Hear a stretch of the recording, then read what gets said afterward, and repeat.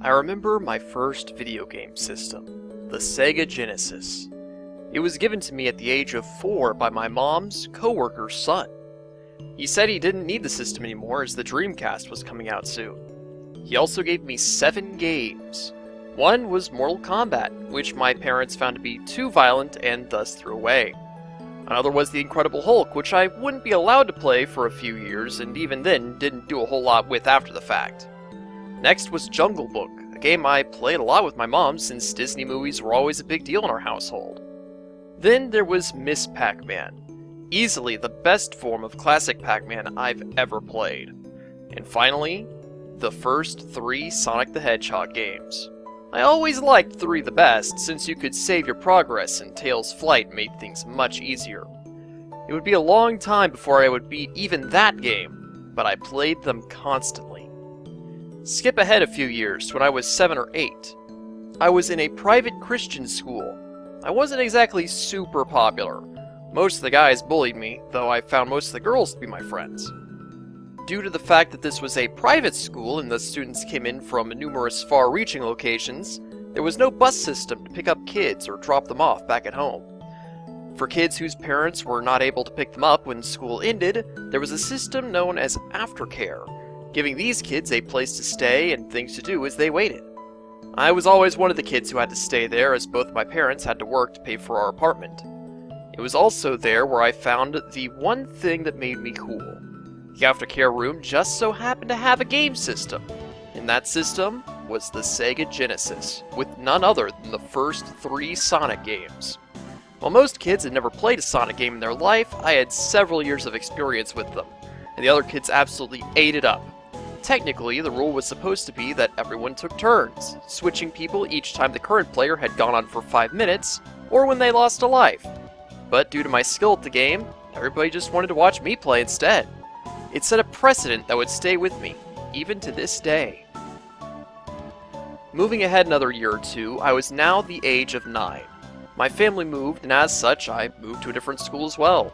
Still a private Christian school, so much of the previously mentioned scenarios applied. Here, bullying wasn't really an issue. But on the other hand, I hardly connected with anyone at all, as opposed to my previous school where I managed to befriend most of the girls. I'd only have 1 or 2 friends of my age at a time for the next 5 years.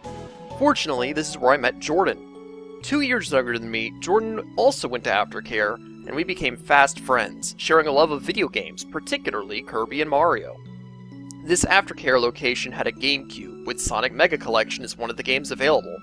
Once again, everyone present was impressed with my ability to play these games, and once again, everybody tossed aside the rules to watch me play more and more. Then came 2008, the release of Super Smash Bros. Brawl. I absolutely loved Melee, and needless to say, I was hyped for the game to extreme degrees. After finishing the story mode, I tried to find as many people to play the game with as possible. However, you couldn't just find anyone and befriend them online. Both you and the other person had to input each other's excessively long friend codes. As such, I went on the hunt to find people on the internet who would be willing to trade friend codes. Mainly YouTube of all places. To do this, I had to create a YouTube account.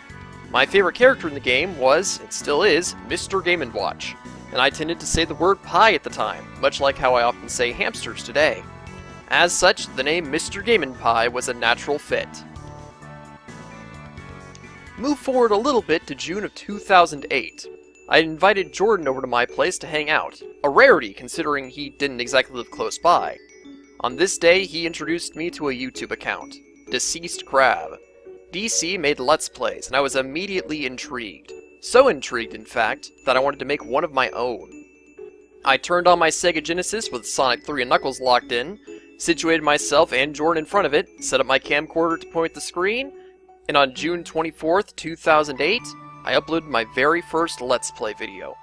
Needless to say, this wasn't exactly of high quality, but it did set several important precedents that I would follow in the future. As should be obvious at this point, I knew what I was doing in the game. I knew how to play, I had facts, history, and glitches to share, and even back then, I really loved my memes. To this day, the series still exists and is free to view, though I don't have it in a playlist and consider it Let's Play number 0. Over the next few years, a couple things would happen. For my 2009 to 2010 year of school, I was homeschooled, never to go back to private school ever again, finishing my last 2 years of high school in a public school. During my homeschooling experience, I got pretty lonely, but one person who I had befriended not long before was George. Originally known as George Game Watch, we met on account of both loving the character of Mr. Game & Watch, and we found that we were actually very similar people, both in tastes and creativity. The next major event happened in 2011 when Josh Jepson and Attacking Toucans, now simply known as Cedarwall, created Super Mario Sunshine Versus. George was inspired by their series, and wanted to create a Versus of his own, and he wanted to do it with me, of Paper Mario the Thousand Year Door. I agreed with him ecstatically, and this time I knew that if I was going to record something, I wanted to do it right. As such, I went out and bought a Dazzle capture card. It wasn't the absolute best equipment for recording videos ever, but it was what I had the money for, and what would get the job done. Ultimately, when it came to Thousand Year Door Versus, George's computer had a major crash, resulting in us losing the data for several episodes, meaning we couldn't continue it. Years later, when we tried again, the exact same thing happened a second time. Since then, while we have had some talk on trying it a third time, we never actually did, and George has since removed both attempts from his channel. Aside from that, I also wanted to record my own series. It wasn't long until August 3rd, 2011, when I uploaded Mega Man 4 Part 1, and my modern era of Let's Playing began. What happened after that? Well, I have over 1,000 videos to tell that story, so I'll let that collection speak for itself. So, here we are now. It's 2017, I've been making these videos for over 5 years, and it's time for me to leave this site. Of course, some of you might not really know why I'm leaving, so let me do what I do best and drop some classic exposition on y'all. What you see here is a graph of my view count. It starts way back when I uploaded that first Mega Man 4 episode, and goes all the way up to what is essentially today. You'll notice there's a big spike in viewership at the end of 2011 and beginning of 2012. And since then, while there have been a few minor spikes here and there, viewership has been steadily declining, particularly since the latter portion of 2014. Subscribers don't really fare much better. After over 5 years of videos, I'm at 888 subscribers, and I've been at that exact number for several months now. There's no doubt about it. When it comes to my presence on YouTube, I've peaked. Whether it's that my content is too niche, or the algorithm won't allow my content to be seen, something else altogether, or some combination of all of these, I'm not going anywhere, and I have been for some time now. That said, just because I won't be uploading content to YouTube anymore, doesn't mean that I'm done with Let's Playing. From now on, I'll be uploading to a relatively new site known as vid.me. I've already re-uploaded all of my best and most important series to that site, and from here on out, all new content will be found there. I won't be deleting my YouTube account or any of the videos here, and I'll still be around to respond to comments and stuff, but you won't find any new content around here anymore. So, now that you know the what, when, where, and why, there are only a couple more things to do. First of all, I haven't really ever been someone to ask for likes or subscribers or anything like that. I only ever did that once, and that was as a joke. However, I feel that it's pertinent to ask that if you've been a fan of my work, whether it's been for a long time, or even if you just found me within the past 24 hours, it would be greatly appreciated that you follow me on Vidme and upvote any videos that you enjoyed in the past. Vidme's algorithm is heavily weighted by upvotes, so any +1 you give will help immensely. Next, I'd just like to spend some time to thank all the people that watched and commented and generally took part in a great, healthy community around my content. First in this list are the Gamer Watchers. The original Gamer Watchers were Jordan, known as Zelgan, and George. I've already talked about these two a good deal, and I think it's fairly safe to say that without you guys, I wouldn't have started making Let's Plays in the first place. You've always been really supportive and the greatest of friends. I don't know what I have done if I had never met you guys. Next, Austin, known as Austin on Sugar. You started out as a fan of my videos, providing really great and insightful comments on my Pac-Man World 3 vids. When I saw the content you had made and how informed and well-presented it was, I knew you were someone I wanted to work with. Little did I know that I ended up meeting one of my best friends from that scenario. Then, finally, the last of the Gamer Watchers, Zach, also known as 8-Bit Sonic 1 and Flart. To think that it's already been over 2 years since we met on the Versus forum and challenged one another to Banjo-Kazooie. We've already had some really fun times working with one another, and I hope we have even more fun to come. The next set of individuals aren't actually individuals, but other groups of people I've worked with over time. 5 Day Gamers is a group of charity streamers that invited me to be part of their events several times. Each time I had a real blast. It was always great getting to show off my classic game skills for charity.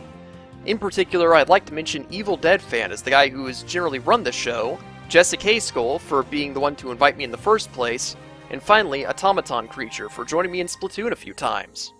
The next and final group I was a part of is known as Lively Planet. Admittedly, I never did do a whole lot with this group, but I was glad to be part of it anyway. Tessellating Hexagons is the guy that runs this shindig, and he's a real great friend of Austin's, so even though I never really did talk to him much myself, chances are that he's a cool guy. Lastly, I'd like to thank you, the viewers. I can't possibly name every viewer by name, but I can bring up quite a few people who left a sizable number of comments over the years. So, with that done, that's essentially it. I suppose it's not entirely impossible for me to return here one day. There's always the chance that Vidme fails for some reason. If that happened, I'd have to come back here, of course. If I ever look over here and find that I have like a bajillion subscribers or something, then yeah, I'll make a grand return. But as a whole, it's fairly unlikely that either will particularly happen. I can't say I'm leaving without any regrets. There are one or two, but my time here has generally been very pleasant, and I wouldn't trade it for the world. So, with that, I've been Mr. Game & Pie. This has been my time on YouTube, and y'all stay sufficiently awesome.